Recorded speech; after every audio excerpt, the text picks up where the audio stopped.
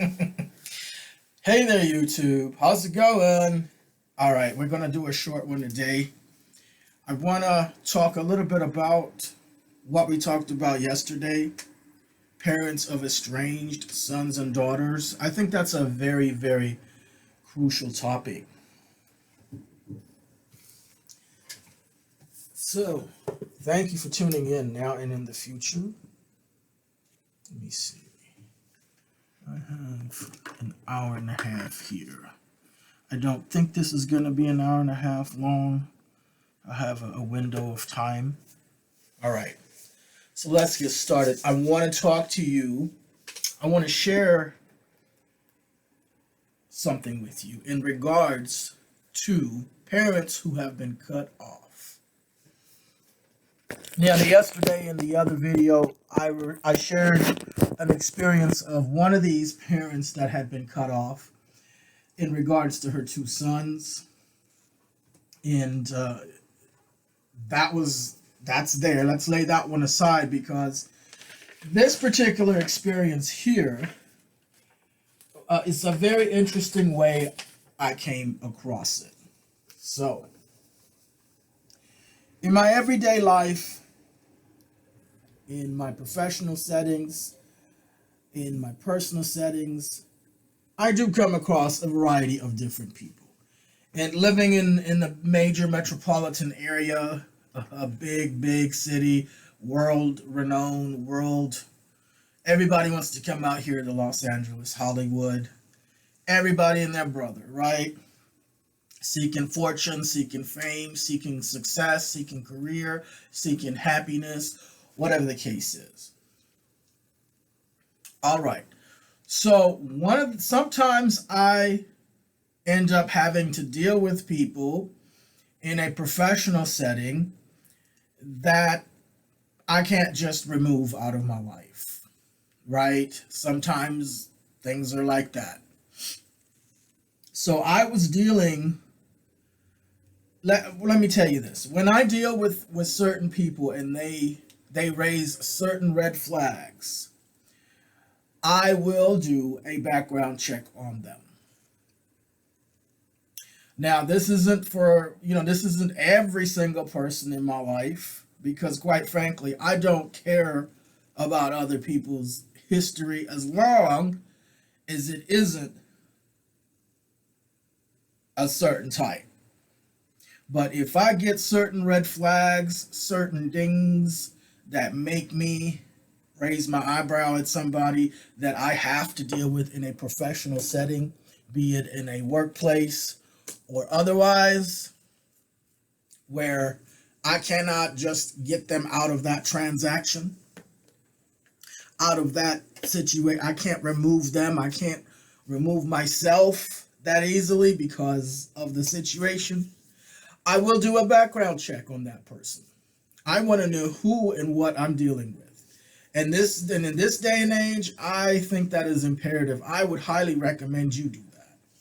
And I do thorough. Sometimes if I find something on someone, I will do a much deeper. I will get the LexisNexis background check out.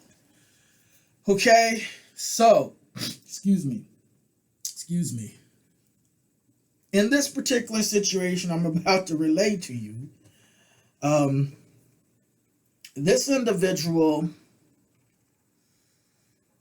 was already a little strange from the first day. I already sensed something, but it was kind of like I can't put my finger on it, but I'm gonna carefully watch this person. So during the course of a couple of years of having to deal with this person on a professional setting, I wouldn't call this person actually professional themselves. They have yet to learn quite a bit about carrying out their leadership position in a professional way. But nonetheless, I was dealing with an individual who seemed to think that his authority, he lost his way. He lost his place. He forgot his place. His authority was limited only in that particular situation, and it wasn't even all that big because I could easily and did very easily go over his head to handle business. Okay, this individual crossed the line with me, and I think he also crossed a legal line, infringing on my legal rights. And when he did that, I began to do a background check on him. And lo and behold, I have many ways of discovering information. It's not just one way to get information on someone and to get a little bit of a better picture of who and what I'm dealing with, who's in front of me. But nonetheless, I found out this guy had a son. He had two sons. I think he had a daughter, not sure about her, but those two sons, they were twins. Excuse me. And those two sons were not on speaking terms with him. Right? And they had, one is out here in LA, and family doesn't know where he's at. The other twin had gone on out to Arizona and was out there in, I think it was Tempe. Was it Tempe, Arizona? I forget. Anyway, he was in this college town, and he was already in his 30s, 36, I believe. And he was going around pretending he was a college-aged person, and he was subletting his apartment, or where he lived. He was subletting, and he was pretending, at least that's what the women said in the federal, when they went to the Department of Equal and Fair Housing, I think that's what it's called, DEFH, and the Office of Civil Rights. I read the court papers. This is not he said, she said. This is legal documentation that I got my hands on. I got the court transcripts, and I called some of the victims. Yes, there are victims. Let me tell you. I'm going to call this man that I had to deal with, this shady character, I'm going to call him Church of Gorilla, because that's the Church of Gorilla Man, okay? That's what I'm going to call it. I know it sounds crazy, but for those of you who I've privately shared that with, you know why I'm calling it Church of Gorilla Man, okay? All right, Church of the Great God, Godzilla Gorilla, okay? Reverend Godzilla Gorilla, okay? So Reverend of the Church of Godzilla, the Great Godzilla Gorilla, has these two sons that are not on speaking terms with him.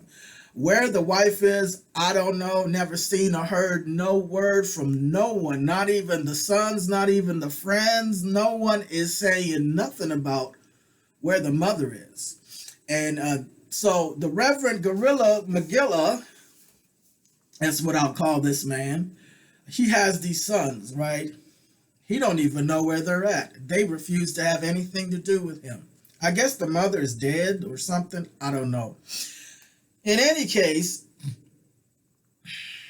that one in Arizona, he was pretending to be a college-aged person and subletting, and he was choosing only to sublet to young women, young other college-aged women.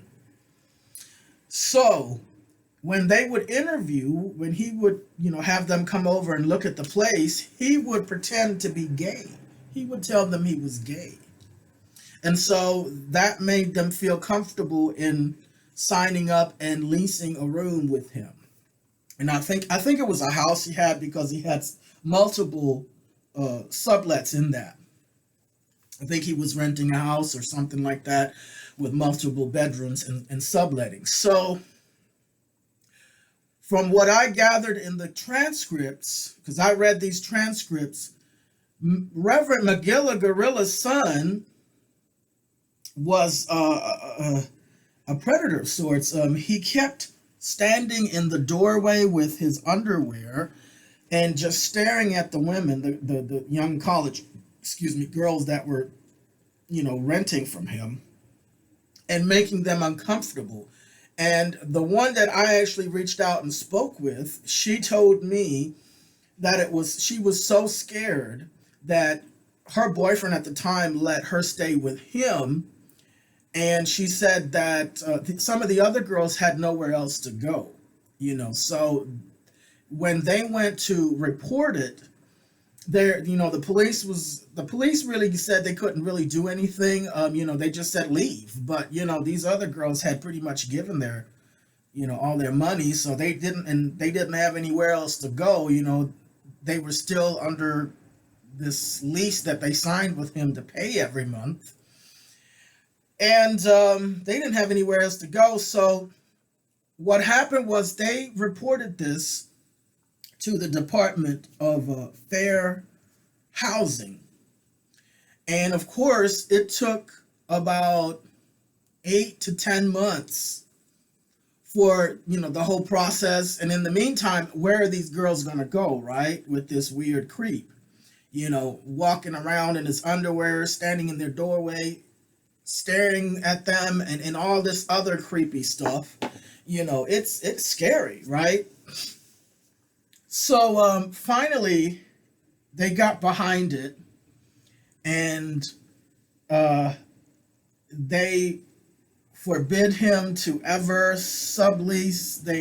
I'm not quite sure all the details, but in any case, he wasn't allowed to do that anymore.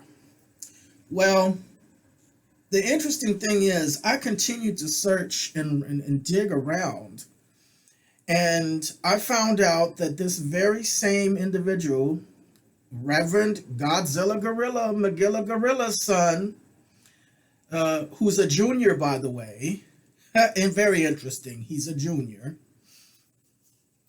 I found these news articles, where he was in front of the Chipotle on University Drive there, spazzing out with box cutters, threatening people that he was going to kill them. So they called the police on him. And the police came, and they ended up shooting him. And he ended up in the hospital with fatal gunshot wounds, fighting for his life, not 1 day, not 2 days, but 3 whole days until he died. And guess what? He made sure all his friends in Arizona, even before that happened, he told his friends if anything was to ever happen to him, he wanted them to make sure that his father would not be told. His family would not be told. Mainly the father, Reverend McGilla Gorilla, the sucker I had to deal with, the narc sucker I had to deal with in a professional setting. Yes, I knew there was something shady about that man when I first laid eyes on him. My intuition is strong. Do you hear me?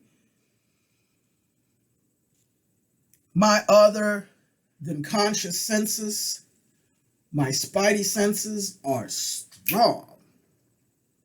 Now, I wouldn't have dug up all this information on him if he hadn't have done what he did in regards to me. If he had acted right, I would have never bothered and never cared. I still don't care, but I think it's significant. It is significant, folks, when you have your own flesh and blood son laying there, shot up from police. I think he had some drug issues, maybe he was strung out on something. I'm not quite sure why he was in front of the Chipotle threatening random people. He would go up to the cars at the traffic light and bang on their window to roll the window down and try to, slice people with box cutters. And he was going after the police with the box cutters. I don't think they had to shoot him. They could have tasered him. But hey, I think he had he was a predator. He was already in the system for hurting trying to get those women that was living with him. And God knows what else he might have been doing too, right? And, but it is noteworthy. When he was laying there in the hospital bed, he made it specifically known to his friends and to the hospital staff, he did not want anyone to reach out. I think this Reverend McGilla Gorilla was the only family member other than his twin brother that was, his family. Oh, and one of his sisters. But, of course, if he tells one of the siblings, then the father's going to know and come over there, right? So he didn't want his own parent to know or be there on his dying day. He knew he was going to die. Everybody knew he was going to die. They just, those gunshots were fatal. And he did not want that narcissistic parent on his deathbed. And when I found out about that, I went right above this individual's head, the Reverend McGilla Gorilla. I went right above his head and I let them know, I'm going to deal with you guys from now on directly. I'm eliminating this man. I have sent him a cease and desist. He is not to speak to me ever again. He is not to even look at me. And if there is any question or issue, he is to come to you and you will contact me. And that's how it has been. That's how it was. Case closed. But I have to say, what kind of parent was this guy? What did he do to his son for his son to not only have cut him off, but also to the point where he was lying? He must have been in a lot of pain. Death was looking him in the face saying, it's your time, son. And he still didn't want you there. He still doesn't want your narcissistic ass in his life. God damn, what did you do to your own son? Yes. And you know what? That's how I will be. If that narc is still alive and I happen to be laying in the hospital on my way to die, I will be the same way. I've already got an advance directive and legal documents with an attorney that I have created years ago to make sure of just that. My primary care doctor has a copy. All of my main medical people have a copy and are well aware. I have sat down and gone over that thing with them after I got the attorney's green light to go ahead and proceed. Yes. And I advise all of you to do the same thing if you're in a similar situation. But can you imagine? So that told me everything. And now this guy, I found out he's a reverend in a very backwards, shady cult. It's a small cult, about 400 people worldwide. It's a very, it's kind of, they're kind of a lot like the Jehovah's. And I already could sense that he was culty. These people have a backwardness about them. It's the way they move and also the way they dress and the way they come off and their behaviors. He was acting like he was acting like he was supposed to be my daddy, or like I'm supposed to answer to him. And I would be looking at him like, are you for real, old man? Are you serious? Like, okay, somebody gave you a little title and you think you're supposed to be running the world? Oh man, let me put you in your place right quick and give you a reality check. Now, you can go over there and do that with your church people, your cult people. You can do that with your family. Obviously, it didn't work with your family because your family doesn't want jack shit to do with you. And you're about to be expelled from my kingdom as well, bitch. Yeah, you know, I have learned how to shun from the masters of shunnery. Okay? I have learned from the best when it comes to shunning and cutting people off. There is nobody better at it than the people I learned from. And I have been through shunning. I have been shunned. Not because I did anything bad, but because I wanted friends outside of a high control cult and a high control family setting. Yeah. So I know what that feels like on both ends. And that is exactly what I did. That man would walk past me and I wouldn't even acknowledge his existence. And I remember the first day when he walked past me after he got that cease and desist, because it was a 3-page cease and desist. And I outlined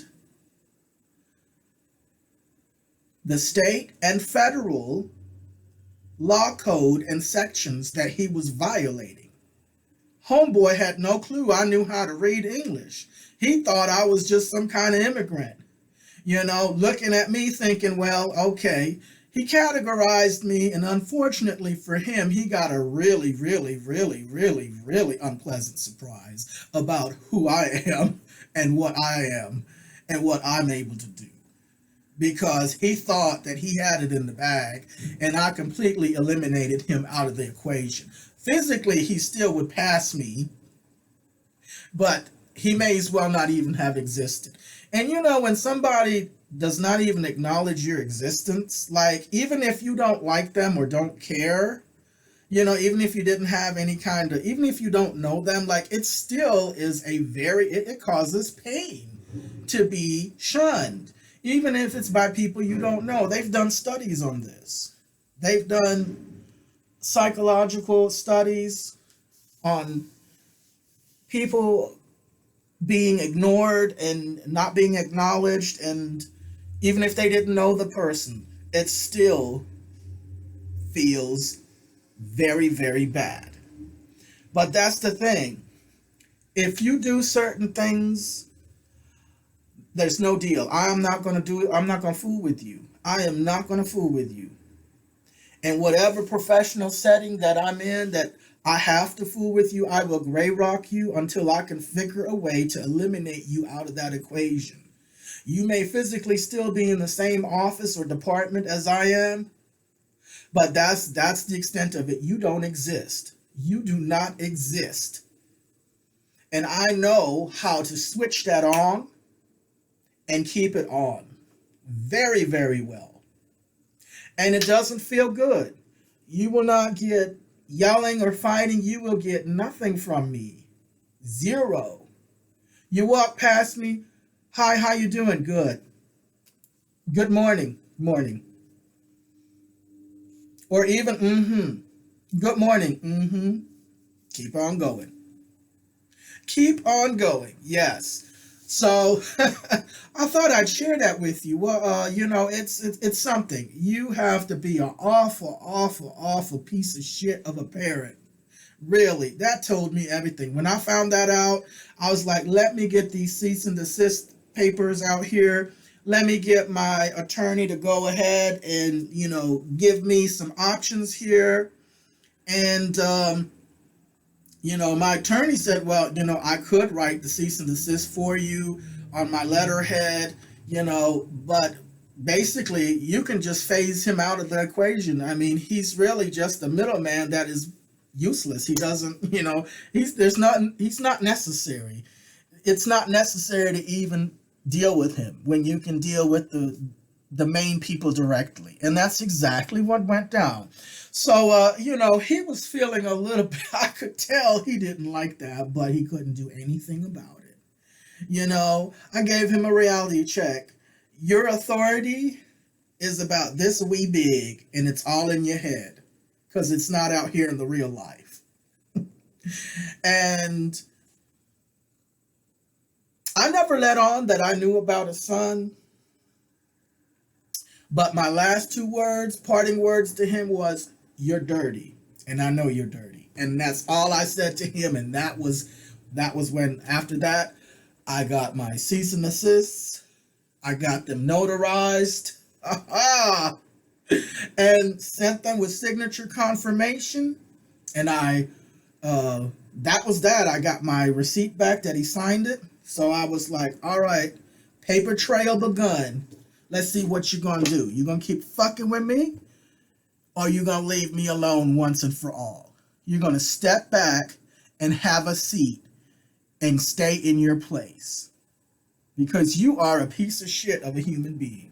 And I already know your type, and I don't deal with your type. Period. But yeah, man. Can you imagine? What did he do to his kids? What did he do to his sons? And the daughters. I don't know anything about the other ones, but I know none of them are in his life. But that one there, wow. Wow. So yeah, I just wanted to share that with you this morning in regards to that topic of parents of estranged adult sons and daughters. Again, I know there's a few out there that don't deserve being cut off. There's a few out there. But the majority of these boo-hooing parents out here, looking all sad and crying and desperate and pathetic, they know exactly why. They just trying to fool the rest of the world, and it's not working. Only thing that's happening is you've got some people out there, opportunistic, that'll go in there and say, "Oh yeah, I believe you. You're such a wonderful person, and how could your own son and daughter do that to you? And by the way, I have a book that you might buy in a workshop, and this and that." Or you might have some people who aren't selling you anything. They're just trying to get that house. They're just trying to get that 401. They're just trying to get that retirement. They're trying to get whatever they can off of that sucker, because they know it's easy pickings. You see, narcissistic people are vulnerable and are targets for charlatans,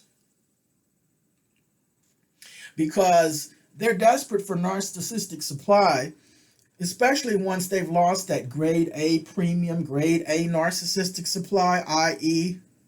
a child, a son or a daughter. That's like the grade A premium. A child, a helpless, powerless child. That narc can mold and shape and fill that child with themselves with as much as they want, right? But see, once that individual becomes an adult, it's harder to control that individual. And if they lose control, that's their worst nightmare. Oh, they can't have it. They'd rather have that son or daughter dead than to be alive and doing well and not have anything to do with them. They would rather have you dead so society can give them pity and sympathy than have you alive and doing well without them and not speaking to them, and have society look at them like, what in the world did you do to your own kid for them to cut you off like that? Oh no, it's all about that narcissistic parent.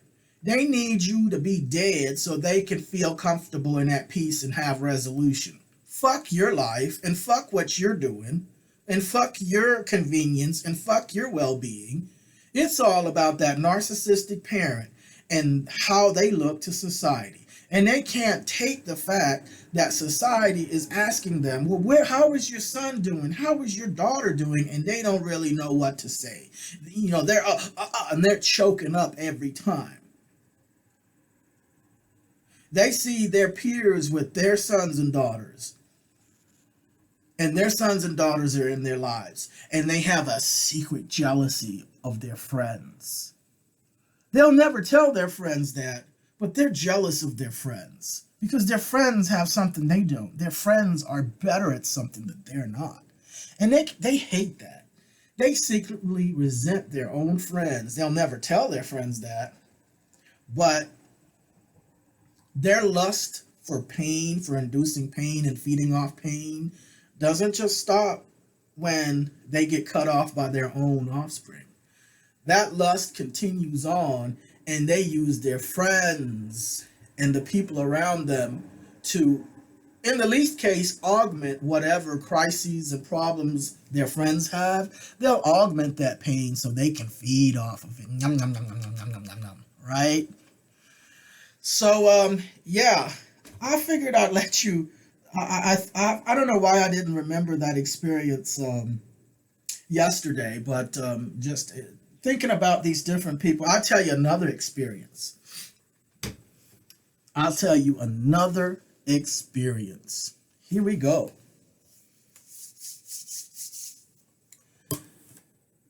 I had this person I befriended, and this lady seemed very sweet, very nice. Excuse me. Everybody got along. She never had a bad word to say about anyone, really. You know, she got along with everybody. And I think she had a little bit of a, well, not a little bit, she had quite a bit of a tolerance for inappropriate behaviors and inappropriate people. You know, to her it was like, oh, we just all need to get along. And I'm like, getting along is different than shielding predators, sweetheart. Like, there is a big difference. But of course, we couldn't see eye to eye on that. So here's the thing. I thought well of her. I thought she was a sweet lady. And we got to talking over the years, you know, here and there. And one day we were on the phone and I was chatting away with her. We were just talking about anything and everything. And she happened to mention her daughter, or one of her daughters. And she said that her daughter refuses to have anything to do with her. Her daughter hasn't talked to her in several years. I said, really? And I thought, wow, what a sweet lady. Why is her daughter not talking to her, right?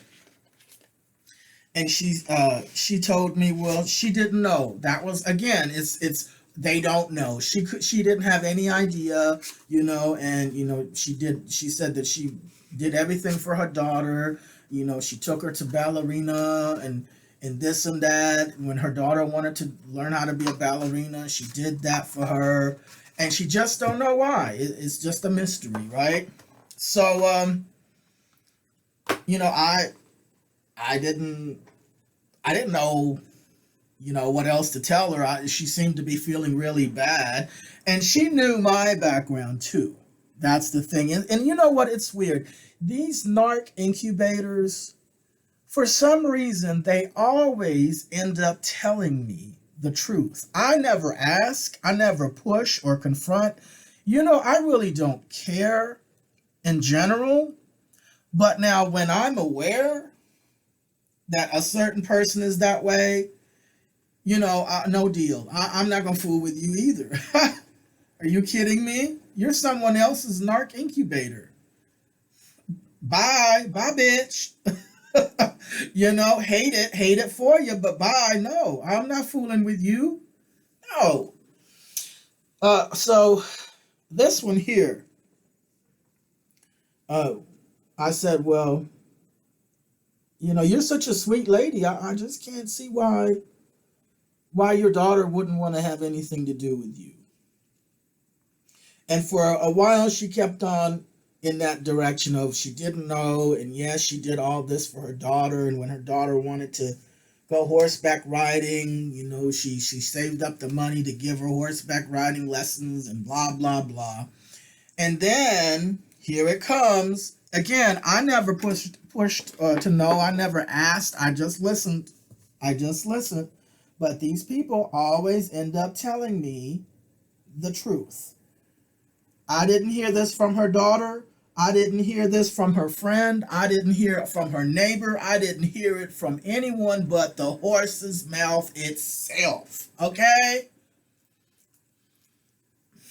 She says, Well, maybe it had something to do with one of her ex-husbands, which was a step parent to her daughter. I said, oh, and I stopped in my tracks. Oh, then she says this. She says, well, she acted like she liked him, when she would go to the fair with him and she would go to the store with him. And I said, well, how old was your daughter? 7 and 8 years old. And I said, well, what about it? She said that her daughter said that she didn't protect her from getting molested by the stepfather. That the daughter told her she was getting molested and that she didn't protect her. I said, well, what did you do when she told you she was getting molested? She said, well, I didn't know what to do because it seems like she liked him. She went to the fair with him and this and that. And I said, I almost said this person's name. I'm not going to say this person's name, but those of you who I told this, relate this to, you know exactly who I'm talking about, right? I'm not going to put her name out there. Again, her fate and karma is her fate and karma. Not my place to put her name out. I said, she's 7 or 8 years old. You mean to tell me that she was older? You think she was old enough to give consent, sexual consent, to your husband, her stepfather? And she said, well, she acted like she liked him. That's all she continued to say. And I said, I can't believe what I'm hearing. She was a child. Your daughter was a child. Her brain wasn't even physically developed yet to make any kind of decisions like that, number one. And number two, I can almost guarantee that no child chooses to be molested. So basically, this woman put the fault on her daughter. She knew her 7-year-old and 8-year-old daughter was getting molested by her fucking husband, who wasn't even the daughter's father, and did nothing to help her own flesh and blood. In fact, she laid the blame on the child. You wouldn't be able to tell that this is an evil narc bitch because she puts on the sweetest mask of normalcy. Oh my God, she is just, you would never, ever, ever, ever know that this is a nasty, evil, narcissistic incubator. But that is exactly what she is. Exactly. And that was the last time I spoke to her. I left her with a parting shot too. I said, you laid the blame on a child when you were the adult responsible for her safety and you didn't help her. That's why she's not talking to you. And you've known this. You know this. Why you told me you didn't know at first, I don't know, when you turned around and told me exactly why. You know exactly why. So stop crying about it. Because you made that. You did that. Your daughter has no time for you anymore. She doesn't want to be bothered with you anymore because you didn't protect her. In fact, you gave that man the green light by doing nothing. And she probably fed off of it too. A lot of these women, they feed off of knowing that they can do something about what's happening, but they won't. That's a power trip in its own. And they get off on that too. Pedophile by proxies. A lot of these women, a lot of these narc incubator women. Pedophiles by proxy. Again, another person I ghosted. And that person knows exactly why I have never, ever talked to them ever again. She knows exactly why. Come on now. Okay? I think she might want to pretend like she don't know, like the same thing she don't know why her daughter isn't talking to her. And that's fine if that helps her sleep better at night to live in that self-deluded crap. That's fine. But, we all going to have to pay the Pied Piper. You all going to have to pay. So, she's another one of these old narcs that don't really have anybody. Yeah. So anyway, guys and ladies and everyone, I figured I'd relay these couple of experiences. I don't know why I didn't remember to talk about them yesterday. Excuse me. But in reference to these parents who have been cut off, these are the reasons. These are the most common reasons. Unresolved abuse issues.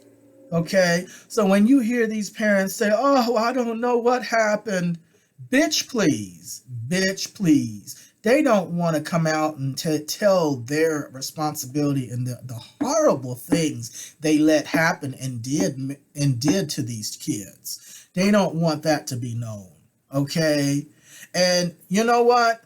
No matter how much you lie and twist and smear campaign these adult sons and daughters, you will not change the reality of what happened and what is happening and what's going to happen to you.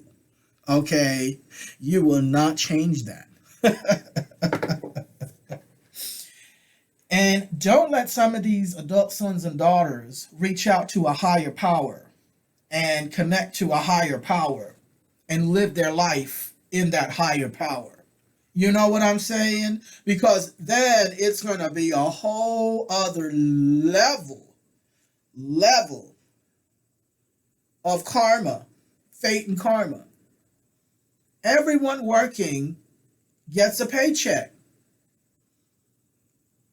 Each of our paychecks are uniquely customized to our life and what we've lived and what we've done and haven't done, especially towards our children, towards the vulnerable, the helpless, and the powerless. You reap what you sow.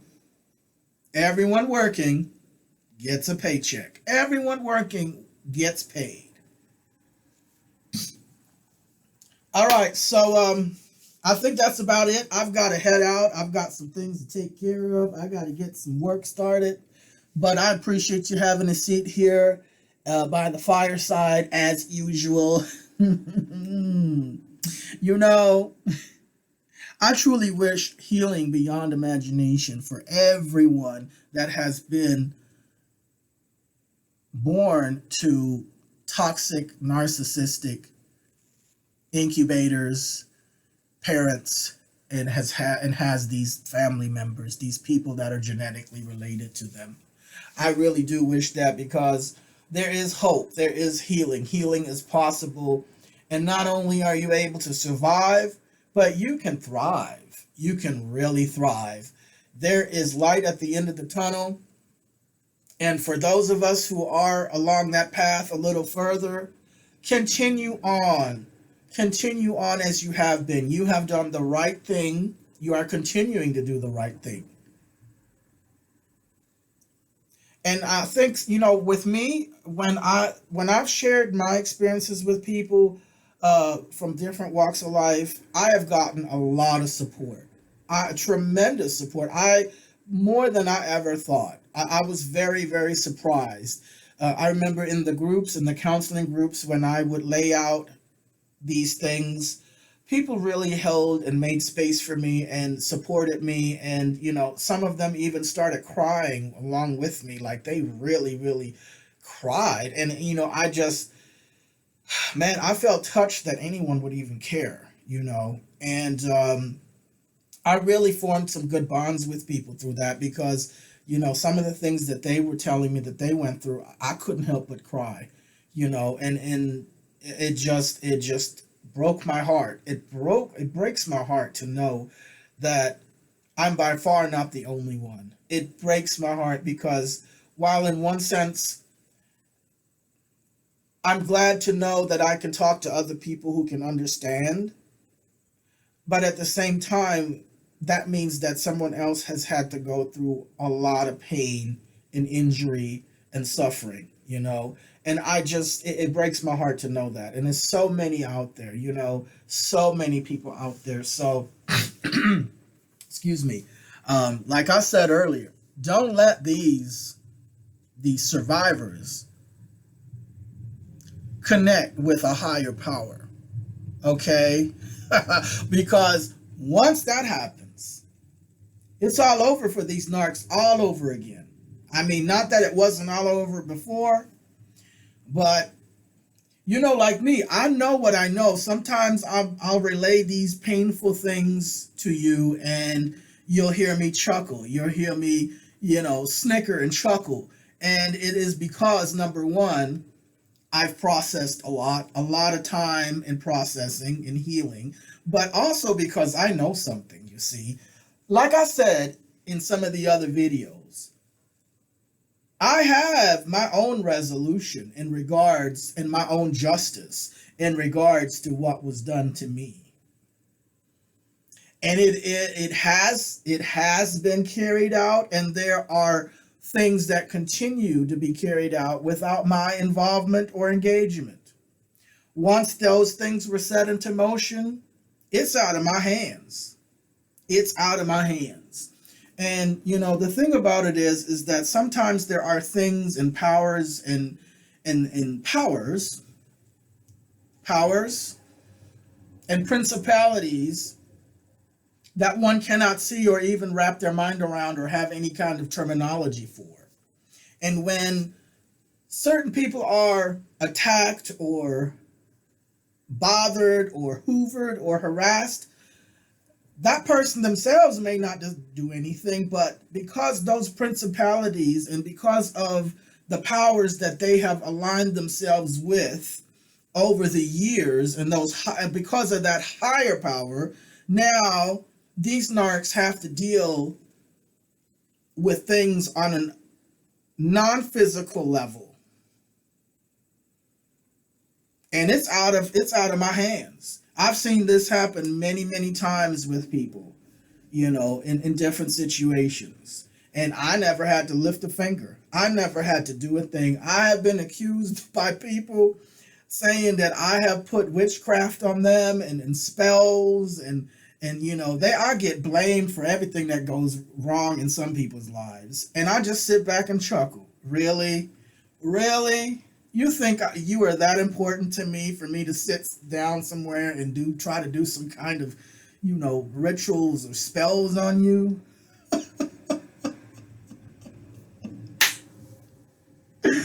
Oh my God, these people kill me. Really? You think you're just that important, huh? I've been accused of killing somebody through witchcraft. I've been accused of making someone die through witchcraft. Man, these people give me way too much power. Really? You really think I could pull that off? You know what? I wouldn't do it even if I could. I wouldn't do it. You know what? I'm going to tell you something. Witchcraft and wizardry and the occult, it's just information. It's just letters on a page. It's just letters on the screen.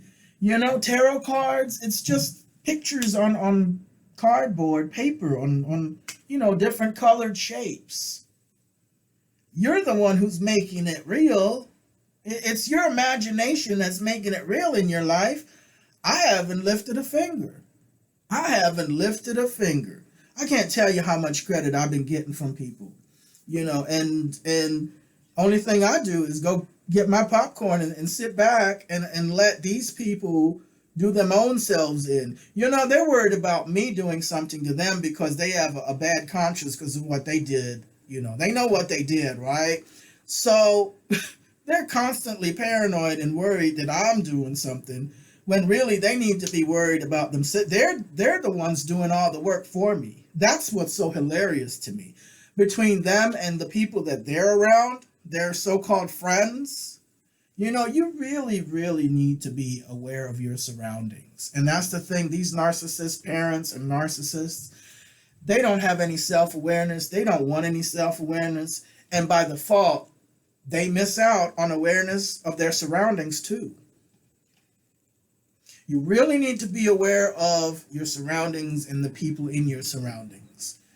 And I know so many people, you know, that have people in their surroundings that's doing them in. Not me you got to worry about. You might want to look at your friends though. Your fellow collaborators, you know what I'm saying? You might want to look at them, the ones closest to you. Again, I'm going to bring out that book, The Art of War by Sun Tzu. When you're looking for your enemies, start in your own home first. And your worst enemy, go look in the mirror. Oh, yeah. Yeah, if you take that approach, you might be a little safer. You might save yourself some hassle and some pain and misery. Maybe. You know what I mean? Nothing in life is guaranteed, but it sure helps to be a little bit more aware of the people, your surroundings, and the people in it. But anyway, I'm going to let you go. Thanks again for tuning in. I really like this topic. I think it's just a really, I think I might continue to do some more videos on this. There's a couple of different terms I've wanted to talk about is communal narcissists, the different flavors of narcissists. They're not all the same. And when you know the different flavors of narcissists, like covert narcissists, vulnerable narcissists, communal narcissists, when you know these different kinds, it's easier sometimes to deal with these individuals that you have in your life if you're still dealing with them. Excuse me. But I would say if you have had an incubator,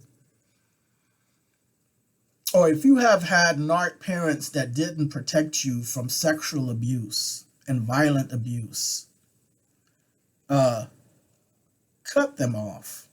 Cut them off. They will never change, and your life will be all the better for it.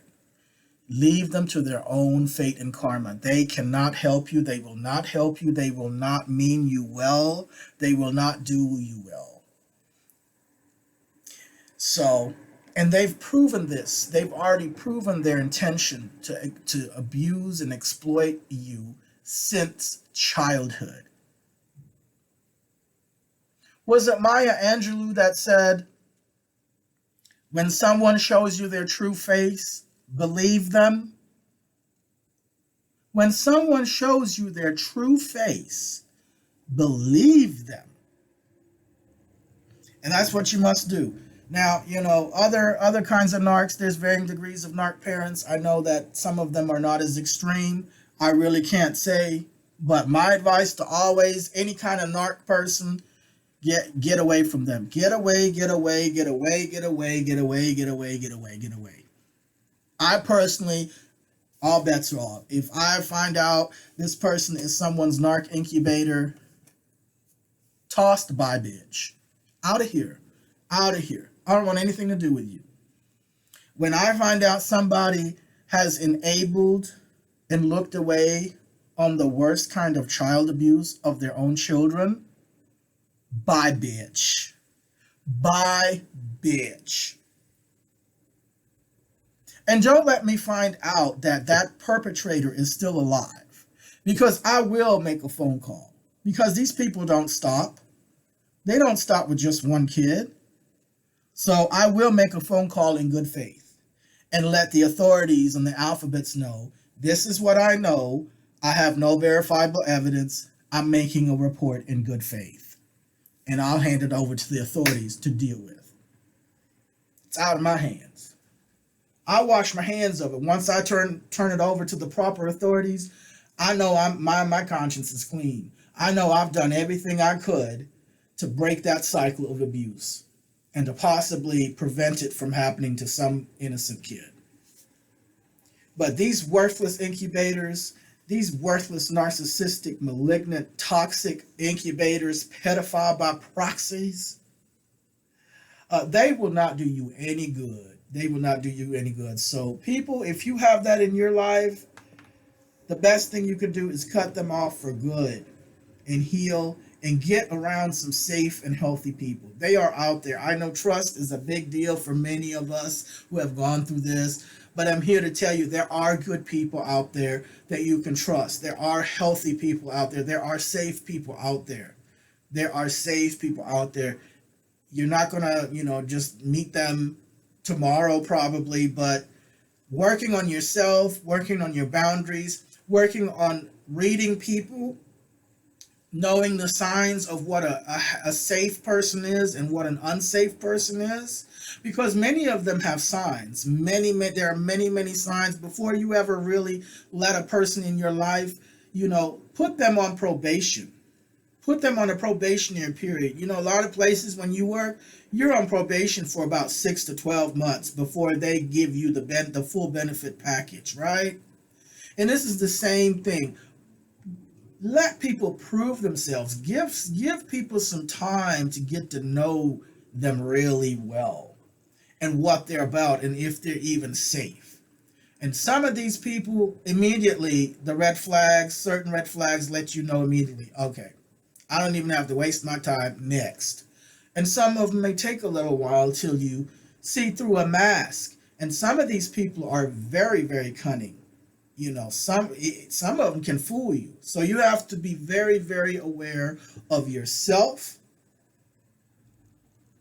and your surroundings. All right. Thanks for listening. I'll talk to you soon. Have a good one.